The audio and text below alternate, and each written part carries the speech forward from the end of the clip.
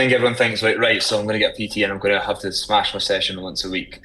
Is it? Yeah, but that's not what's going to make you lose weight. It's like, So, welcome to the show, Dillon Beveridge. thanks for having me, Daniel Graves. No problem. So, what got you into personal fitness and fitness in general? I've always had fitness as part of my life. I played rugby at school. I was quite asthmatic as a kid, so I couldn't really play sport till I was about 14, till puberty hit me, and then I could actually run the length for myself. And then once I could start running and everything, I just never seemed to let it go. So I was rugby, and then I went to kickboxing, and then done Thai boxing, jiu-jitsu, started lifting weights. At 16, I went to college to study it, and then it kind of progressed from there. It's always been a part of my life, and then I went traveling the world for a few years, and then got into construction, and then at 26, 27, I decided to get back into personal training as a full-time job. So, which sport at school was your favourite to play? Was it the rugby? Was it the kickboxing? Was it the other stuff? At school, Mm-hmm. I was rugby was my sport. I was only small, but that was my fortitude. I wasn't very good at football, two left feet, so I stuck with rugby, which tends to be the case. If you can't play football, you go and play rugby. But I was small, so I was just fast on the wing, running around everyone. What did fitness give you that other stuff didn't, like video games, just hanging out on the weekends? What was the thing that fitness provided you? Was it a sense of purpose, meaning, or was it just something that clicked for you? I think just the movement, and I think the endorphins are quite addictive. Like when you once you feel that, like after a hard workout, it's hard to let that. It's quite addictive, I suppose. It's quite an addictive personality. So I'm quite glad that it was fitness and not other things. Although, yeah. So, sorry, go back over the question. I just So, rambled and forgot. no, it's fine. So, what was it that made you stick to fitness? So, from fitness, what made me stick to fitness? Hmm. Well, first of all, starting out at rugby, it was definitely the camaraderie with the boys. So, being in a team, having that sense of community feeling. Like, for example, when you're training during the week, you're having a laugh with the boys. It's like a thing you go do with your mates. And then there's obviously the when you score, when you put in a good tackle, when you do something. Even I wasn't very good at rugby growing up, to be honest, but which probably made like the feeling of getting a tackle or scoring a try like that much sweeter, and everyone would be really happy for you. So yeah, you just feel like you're a part of a team. And for kickboxing, it was definitely a personal journey because it was a very independent sport where you can't hide behind the veil of teammates, so to speak, when you're in the big stage under the bright lights under in the ring. So you have to really put in the work and put in the grind. And I just wanted to see what I was capable of. And yeah, I had a few fights, had a few wins. So yeah, I think for me, I like the personal journey of it. Like when nobody's watching, are you putting in the work? Are you grafting hard? Are you able to take yourself to that next level? And I also like the community sense of it with like when you show similar interest, if it does Olympic lifting and they do clean jerk and you're like, oh, you can lift how much? And it's like same with jiu-jitsu. It's like if you meet someone that does jiu-jitsu at like in a bar or whatever, it's like you've automatically got something to gel with and you become like very close with someone. So I think that's why it's important for everyone to have some sort of fitness aspect in their life. It could be Zumba, it could be Pilates, it could be jiu-jitsu, it could be rugby, it could be anything. Like it just gives you it brings you closer into your community, like with the people that you're in, especially when the endorphins are running. Yeah, it's almost like an emotional feeling, especially if you're working hard and you're motivating each other. I think it's a beautiful thing, and yeah, So, and it's good willpower. Sorry. no, it's fine. So, with all that sense of community and sense of purpose and the grind and the motivation, how did you how did you transfer that from something you did in your spare time into a full-time career without losing that passion? Oh, good question. Yeah, I've still not lost my passion for the gym, although when I was working in a gym, it was very much harder to train there. I found because I felt like it was a place of work. So when you're working for 8 hours coaching clients and then you've got to stay behind and do your own training, it can be tough. So for me, jiu-jitsu was like my escape from work. But the weights are weights wherever you go. So for some PTs, I know that they have a different membership instead of just sticking to their gym. Because if you're in your same gym, at the end of the day, it's your workspace. So it's better to train elsewhere. How did I not lose my? I suppose like it was my passion for years, but I was doing other jobs, so I was always excited to get into it no matter what. And I never really done it till I was 27. I think I'm 30 now. 26. Yeah, 26. I would have been. I went and done my personal training qualification, even though I already had it from like previous years, but I just couldn't find it because I'd done it at college when I was like 16, but it was long gone. 10 years later, I was like, I've lost that certificate. So I just redone it and passed with flying colours. You know, passed it very quickly in 2 months because I already knew half the information. I read James Smith's book, which if you don't know him, James Smith PT. I read a couple of his books and I followed his stuff and I was on his email list and I was working as a scaffolder and I was also doing outdoor personal training post-COVID because the gyms weren't quite open. And he sent a big email out to all his followers saying something along, I wish I had it, something along the lines if there's no point in doing there's no point in spinning too many plates. If you're going to do something, go all in. You know, it was something along the lines like, "There's no point, like, just go for it."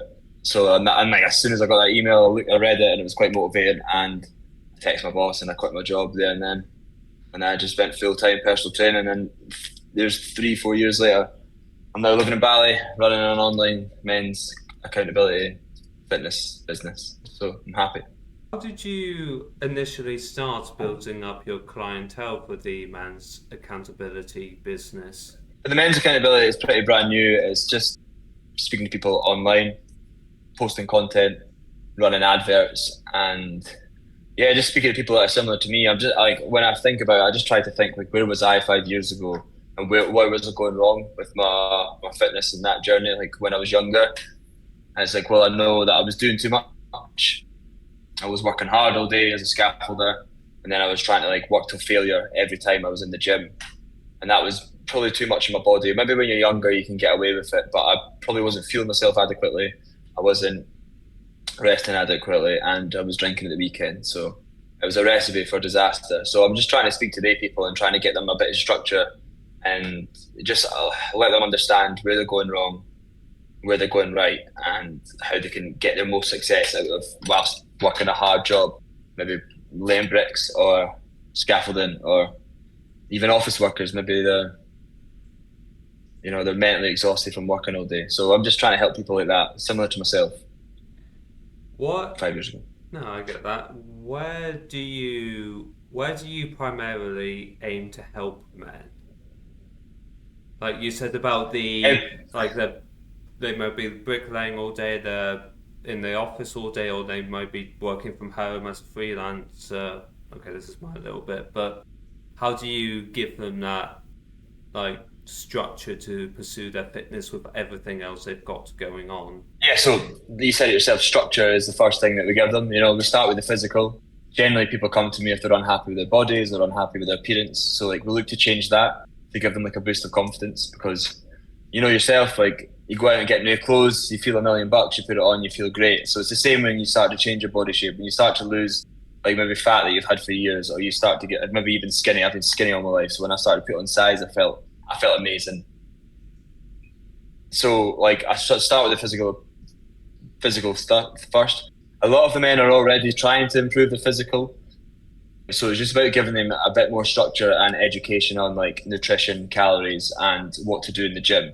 So it's like a bit of education over a couple of months so they can actually stay on track and hit their targets, reach their progress. They're looking to lose 5 kilograms. It's like, make sure we can do that over a couple of months. And if we've lost the 5 kilograms, great. Now we can look at setting other goals. So we try to keep people on track across that way. With keeping people on track, do you set micro goals? Like you said with the 5 Yeah. kilo, okay. And how does that Yeah, work? so like people come to me and say, I've got 20 kilograms to lose. I think you've got one. You've got 1 kilogram to lose. We'll lose one and then we'll think of the next one. It's like that's like if you can break your like goals down into that and your habits, it's the same in business. You kind of treat your business and body the same. You've got goals like, oh, I want to earn £1 million a year.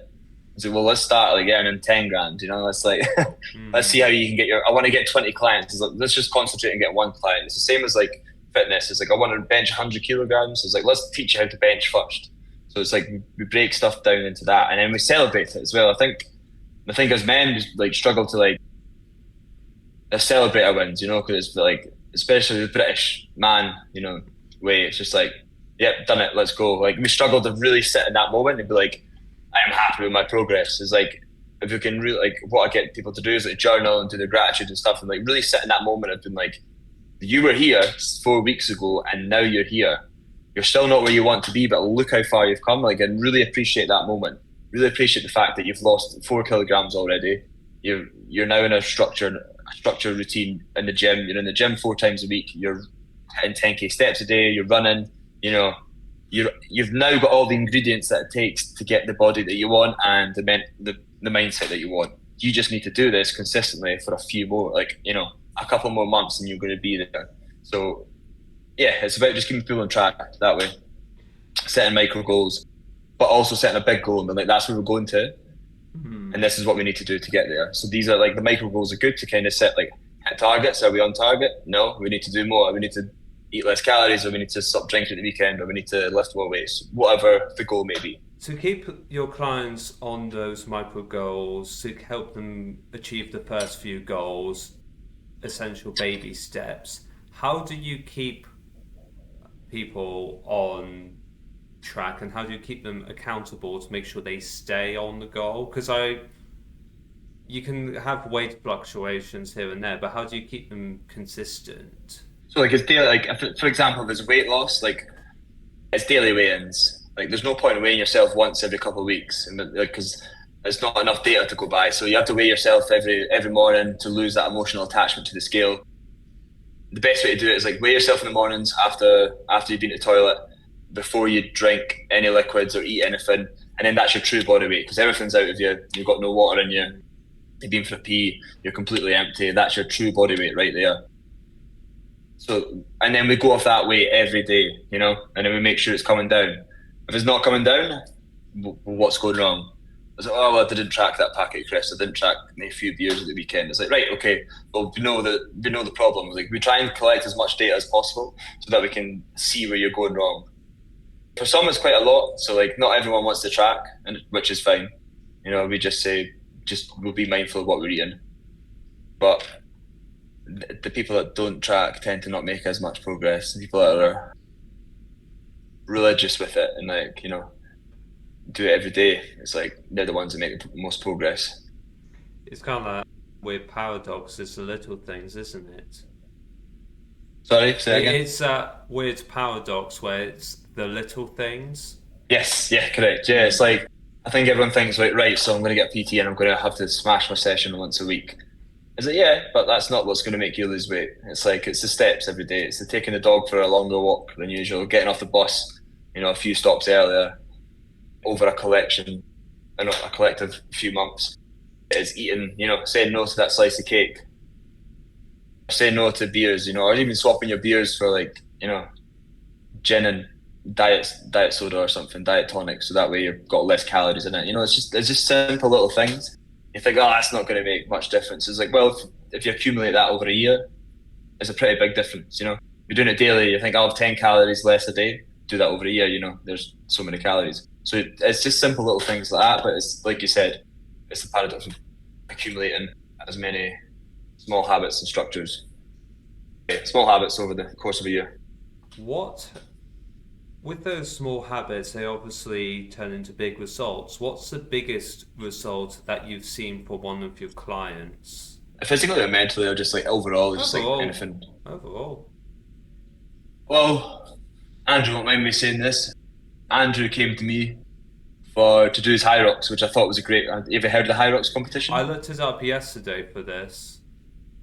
Yeah, so high rocks is a It's an amazing competition, but it's an amazing day out. It's brilliant. I've done it this year as well. He done it the day before me.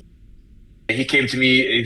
He was overweight, unhappy with his body, but he had been to his friend to support her do the high rocks. And the good thing about the high rocks is it's such a good atmosphere that when you go to it, you're like, I want to do one of these. It's a buzz. It's like they've got music playing and everyone's like happy. Everyone's running, doing the obstacles and that. And if it's a big day out. It's a great day out. So he went and saw his friend do the high rocks. He just said he wanted to lose weight and he eventually wanted to compete in high rocks. And I was like, perfect, because that was like a year away. I was like, that is a perfect goal to have. And I think like a lot of people struggle to say that if they're overweight or like, you know, a skinny guy would be like, I want to be a fighter. And it's like, it's hard to say that, but it's a great goal to have. Like, I want to be a bodybuilder. It's like brilliant. Like, really have the huge goals. You should have something huge. Like, I want to run a marathon, but I'm 120 kilos. Brilliant goal.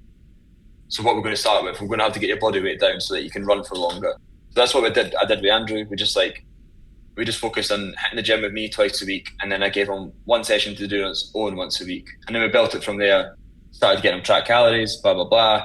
Within a year, he's 20 kilos down. He's now training for a marathon, and he just done his high rocks there, no problem, with his friend. So it's like, that's like less than a year later, and he's smashed his goal just by being consistent and he still socialised at the weekends. He still had his odd weekend away where he went and got drunk and socialised with his friends. So I'd say that's my biggest result in terms of like fitness and fat loss. It was really good, and it was really simple. I feel like as a coach, sometimes you feel like you don't do much. You just literally lay out the plan and they do all the work, which is true. You can pay all the money in the world to the best coach, but it doesn't matter, because if you don't put in the work, you don't get your results. So really, it is up to the client, but it's up to me to try and like provide like small sustainable goals, sustainable habits, and little goals so that they can keep motivated. What advice would you give to someone who wants to get into their fitness but is overweight? Start walking. Just go for a walk. It's the first thing I'd give anyone to do. Like, there's one thing you can do is you can go for a walk. If you're got a habit of sitting on the couch every night, eating chocolate at 8 o'clock at night, instead of eating chocolate, go for a walk. And then maybe still have your chocolate after. You know, don't change too much to begin with. If you try and like tweak, I'm gonna eat healthy, I'm gonna, you know, if you try and change too much, you're just gonna self-sabotage. You're just gonna self-destruct within a couple of weeks. It'll never last long. And that's why all these fad diets and stuff, they work, and everyone like promotes some over the 4 week period, and then come 4 weeks in, their brain and their body gives in, and they go, I want a fucking Mars bar. I don't want a chippy. What's the best and worst fitness advice you've ever heard? Best and worst? Yeah. Oh. Yeah. I mean, because best there's is so just much lift weights. information, isn't there? It's kind of, some people say go on keto, some people I mean, yeah. Well, avoid all that shit. If anything's like, generally, if a fitness influencer on Instagram is telling you to buy a product, red flag. Okay, if somebody's promoting free information like I do, and then says I've also got a coaching program, but they're still promoting like educational content, it's like that's generally a good sign, because they're like Ben Carpenter, James Smith, like Dylan Cartel, all they kind of guys. They're all just like, they're generally trying to educate the world. Lane Norton, he's probably one I've learned most from. Nobody will know who any of these guys are unless they're really into the fitness industry. But like, people genuinely care about fitness. They read studies. They say, you know, they know what works, and they generally try to promote like movement and health and everything. And they rip apart they call them charlatans in our world. So we rip apart the charlatans, because there's like, you know, V-Shred, buy my program, you'll get these like insane results, blah, blah, blah. But you don't get any contact with the guy, and if you've got any issues, it's like, they're just businessmen. They want money out of you, and what they're good at is marketing. And generally the best PTs, what they're worst at is unfortunately marketing, because they care so much about the content, the ins and outs of fitness, and like what's best for the client. How can I make them happy with the results, but at the same time not be a dick to them, and like a lot of these like influencers will just tell you don't want it enough and blah blah blah, and generally they're not like, they've never worked a fucking day in their life. They've been like a fitness influencer from the age of fucking 18, so they don't know what it's like to like have a full-time job, have kids, have family, blah blah blah. Whereas when you start personal training, you become a coach and everything, you understand people's pain problems and stuff, and what's going on in their life. That's why I think before you become an online coach, you kind of need to like work the gym floor and see like speak to people and see like what their issues are in life. So worst advice, yeah, there's so much. If anyone's got like a program that's very niche and really takes shots at other people saying that they've been doing it wrong all your life, you need to do this instead, avoid that. If somebody's very clear and concise and like, I've been saying that, then like everyone calls them out, like is honest about their work and like, or somebody like, for example, if somebody's like, oh, I was wrong back then, the science has changed, which it does a lot in fitness, you know, because we're still in testing phases, a lot of things, so it changes every few years. And it's hard to get studies done, I suppose. Yeah, so I've heard a lot of bad fitness advice and I've heard a lot of good fitness advice, so it'd be hard to choose one. Yeah. Yeah. So, but they're the things to look out for, sorry, when you're approaching fitness. No, carry on, by all means. So where would be the best place to get these fitness studies from? I mean, for the average Joe, like, you know, there's no point. I would trust a coach. I'd trust someone that's like professional in the field. I wouldn't try and like be researching yourself. I mean, you can do your own. I always say do your own research, you know, but just avoid any gimmicks. So like if it's a product like, you know, a protein shake or like Slimming World, Weight Watchers, any shit like that, like avoid them because they don't teach you like the actual the actual ways to lose weight or the actual ways to build muscle. They're just like, if you have a product, this will happen. And it tends to work sometimes because what happens is they're selling you like, for example, Weight Watchers and Slimming World, they're selling you products that are primarily aimed at women that want to lose weight. They're in their mid 30s and above. And they say, don't eat your meals, your usual meals. You're going to have this shake fucking 4 times a day. What happens when you have a shake 4 times a day? You lose weight because your calories are so much lower. And so you're just missing the point here. Like, the whole point is eating within your means. It's like, so you can still have all your favorite foods. You just need to eat within your means. So for like a normal personal trainer, we try to educate clients about calories, protein, and like how much they can have, what's in it, and they get them tracking. But in an amazing day and age where we've got MyFitnessPal on, like, you know, on our phones, like in our pocket, it's like we can literally go to the supermarket, get out our phone, MyFitnessPal, and we can scan the barcode. And within that barcode contains all the calories, all the protein, all the macronutrients. And we know, does it fit into your calories today? If it doesn't, it's like, maybe I could have it and then I could cut back the next day. So like, it's about educating the client so that generally you don't need a PT anymore. You don't need to you don't need to pay someone to like learn all this. You can go away and do it yourself. So that they know, like, in a few months' time, I've got a holiday coming up. I want to cut down a bit. I'm getting a bit thick around the stomach. It's like I want the abs popping for holiday. I've got 6 weeks away. Perfect. They'll start cutting and like, oh, I'm not having results. They'll just cut even more, but they know what they can have because they've got the tools that they need to cut back their calories and know how to lose weight. Instead of marketing it as like some fat secret bloody product, you know, like there was a show done where influencers were selling fucking cyanide. They done it as a joke, saying, you know, they got caught out and they're like, you know, this is poison. They're like, yeah, we'll sell it anyway, blah blah blah. Just like, it just shows you they don't care for you. It's like, don't buy a product from anyone on the internet, like if they're selling it as like if it's too good to be true. Unfortunately, it's too good to be true. It requires hard work. I think people miss the point. It's like, we're missing the point that like everything worth having doesn't come easy. Like that's the best way to put it. It's like, well, fat loss is hard. Is like, yeah, so is being in a hospital bed at 50 years old because you've got cancer, because, you know, your heart's failing you. It's like, choose your heart. Like, what do you want? Do you want to go for a walk now? Do you want to go to the gym now? Or do you want to be like hospitalized? It's like, it's all about choosing your difficult. And that's a bit of an extreme example, but it's just the truth to weight loss. It's like, we all know it deep down, but we let ourselves be fabricated by, like, you know, or illusion, like, we let this illusion cover us because we're like, oh, maybe there is a better way. There is one product that's working now. It's going crazy in America. It's Ozempic. It's an appetite curber. It just stops you from eating. So this is what all the celebrities are taking, but there's also, it's not been around long enough to see if it's, like, you know, going to cause any other side effects. and I don't think it's legal in the UK. So No, I've never heard of it.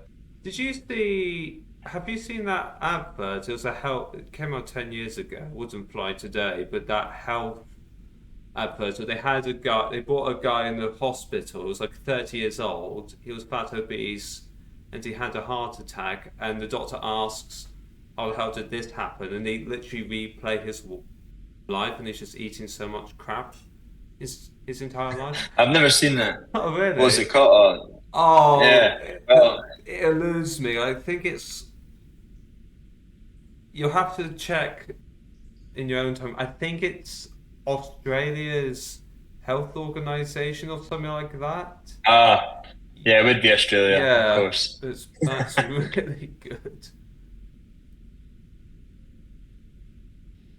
Yeah, never seen that advert, but some truth to it. It wouldn't fly today because unfortunately there's too many woke PC people out there that would get offended. But it's the truth. Like, it's the truth. Like, you eat too much, you're gonna get fat. You're gonna get overweight. Now, generally speaking, though, it's not really your fault though. Like, it's your fault that the food you put the food into your mouth and you're eating. But in a world where it's designed to be, it's a miracle that most of the world isn't more obese with how like Mm. accessible high calorie foods is these days. Like, it's cheaper to go out and eat like sweets and chocolate and these high calorie foods that provide like almost no nutritional value to your diet, but like give you like a fast source of energy. Like, that's the way our brains are wired. We're just hunter gatherers, Like, if you notice, like if you go for a long hike, long walk, like for example, you're not eating in a few hours and you're working out, like all of a sudden that can of Coca-Cola is really appealing. It's like, why is that appealing? I'm not really I don't really like Coca-Cola. It's like, well, your body knows that it's like that's a fast source of energy, and all it's thinking is like your brain's like a hunter gatherer. It's like, I need to get back to the tribe or I'm going to die. So it knows like a fast source of energy, kind of Coke. If I have that, I can start walking back. So it's like we have to give ourselves a bit more credit. Like, if you are overweight, like you're not alone, and you're not like it's not the end of the world. You're not a loser. You're just a normal human. Everyone gives in to temptation. It's just other people have a lot more movement in their lives that it requires like less willpower because there's less temptation. There's less opportunity for it. I forget. I seen this the other day. There was a quote that said, "Why is organic, non-processed food more expensive than cheap, heavily processed food?" Can't remember who said I that. don't. Yeah, that's been an argument for years, and I don't know. Like organic, non-processed, like everything's processed, really. Like, even when you're buying chicken, buying tomatoes, whatever, it's been through some form of process, and it's got some chemicals in it. But it's just a good thing. Everything's accessible. Healthy food's accessible. We just need to, like, and I don't want people to get caught in that mind frame of like, oh well, everything's expensive, so I'm just gonna eat the shit food because like life's against me. It's like, yeah, well, life's against you in everything. So like, buy the healthy stuff and spend the extra £20 a week. Like, you can complain that it's too expensive, and then remain the same, or you can buy it, invest in yourself. Like, I think a lot of people, like, there's the British mentality of invest in yourself. It's like, Yeah. I don't know. It's the tall poppy syndrome. It's like Mm. you get too tall to chop you down, so you get too big for your boots. So even like simple things like trying to eat organically and trying to eat healthy, like, you'll notice it when you stop drinking. Your mates are like, "Oh, too good for us, are you?" It's like, no, I just want to I just want to prioritize my health and how I look. So prioritize it. Eat the apple. Yeah, there was a statistic with example with the tall poppy syndrome is there's a statistic with COVID jabs where I think it was like 94% of Brits got the jab, and compared to America, it was like I think it was something like 57. And they argue the No mental, way. yeah, and the reason behind the theorized reason is because the Americans were the Brits who got on the boats and left. Yeah, yeah. The people, Oh, yeah. that's a great way. Yeah, that's true. That's not Yeah. my. I think it's Chris Williamson. Who's that? Ah, yeah, Chris Williamson. I've referenced him a Yeah, few times on the show, but I don't think it's his. I think he's referencing someone else. But that was kind of like the you're quoting idea. a quote of a quote of a quote. Yeah. Yeah, quite interesting. Um, that's probably true. Because like same in Australia. Australia boomed as a country because it was. Well, I know that was made on convicts, but it was also made on a lot of people that voluntarily came Hmm. over here. And that's why I came to Bali. It was nice being in Edinburgh and everything, working hard as a PT. But I just wanted to be in a community where like it was all online workers, entrepreneurs, people trying to build a business. I just wanted to be in that environment. So I jumped over here and now I'm trying to make it work. Making it work, sorry. Not trying, I am making it work. I know Yeah. it's Star Wars, but it's Yoda quote of do not do. There is no try. There is no try, correct, Yeah. yes. Do you must, there is no try, yes. Yeah. Love Yoda. I Mm. love that. What foods should? Yeah, I know we talked about like eating the apples and eating healthy, investing the extra 20 quid, but what other foods could people have that would improve their health that are kind of unknown? Or like foods you'd be surprised that you can eat? Because I had it the other day, as a personal example, I had a bag of nuts from Tesco's and I was like 1,200 calories. I did not know until I Yeah. scanned that in. I was like, Yeah, so that's why I just say, like, instead of me trying to say, oh, eat this, because I think a lot of people say, oh my God, chicken's so good, and everyone takes that by gospel. And it's like, I'm just gonna go eat chicken, chicken, chicken. It's like, that's why I tell people to just track your calories and like kind of educate yourself. Don't look towards like, yes, PTs are good to look towards, and I know I'm doing myself out of a job here, but like get tracking. As you can right now, you can download MyFitnessPal. It's a free. There's a paid version. Click the little cross at the top. Don't click fucking the buy now, and then you can start scanning your food straight away. If you get NutriCheck, it's a different app where it has all British foods in it, which is amazing. And then you can just start scanning, and you can like you said, you looked at the bag of nuts. You're like, I would have thought this was healthy. It is, but like bag of nuts are meant to have like a portion that size, which is crazy. Nobody does that, you know. So you buy a packet of Haribo, it's like portion size. Like, don't tell me the portion size calories. Tell me how much is in the back because I'm going to eat the whole back. Like, you know. So start tracking, but in terms like try and not go to PTs for like this is gonna sound crazy and a lot of PTs are going to get angry. Don't go to PTs for nutritional advice. They're not nutritionists, right? We can tell you your calories, we can tell you how much to eat and track and everything, and we can give you like meal ideas. We cannot give a meal plan. Okay, that is by law, by the way. oh really? But you come out of college and like everyone fucks it off and just says, you know what, I'm going to sell meal plans for a fucking living, chicken and rice every fucking day, and we'll throw in a bit of broccoli in there, and it's like, fuck me, like have a bit of variety in your diet. But yeah, so PTs can give you nutritional advice. We cannot like that's it. We can't tell you what to eat. We can like I would say, have oats in the morning, have some eggs, like, I could tell you the NHS like food wheel that you're meant to have. I can tell you that, but I can't say like you've got to be eating this now, because it's Hmm. not healthy. Like nutritionists have to be doing that, and they go to uni for 4 years. We go to college for a few months. It's like, you know. But generally, the people that are PTs are geeks anyway, and we geek out in this stuff, and we're kind of reading up about it in our spare time because we're interested. Nobody gets into PT because like it's not like a job where you just have to do to Hmm. make money. I think like if you in terms of construction work, like I kind of done scaffolding because it's good money. Whereas when you go into personal training and everything, it's like it's a passion project. You're like, I want to make this work because I genuinely care about fitness. I care about like you're interested in nutrition and calories and everything that. It's like and everyone else calls you boring, which is fine. But it's like it interests me. So like, well, I can understand why people trust PTs so much because they're genuinely passionate and they're genuinely interested Hmm. about it. And if somebody doesn't seem as passionate and interested about it and they're just doing it for a job, then yeah, they're not the PT for you. Yeah, that's what James Smith said. That he got into personal fit, well, PT, and he just generally liked it. Yeah, like Yeah.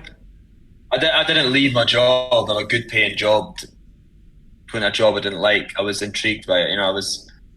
I just knew that how much I could teach people, and I thought I just really missed the coaching aspect. I used to teach swimming to kids when I was like 16 till about 20. I coached. I started taking circus classes in my local leisure centre. I was doing like strength classes. I was taking like gym inductions, of showing people how to use the gym.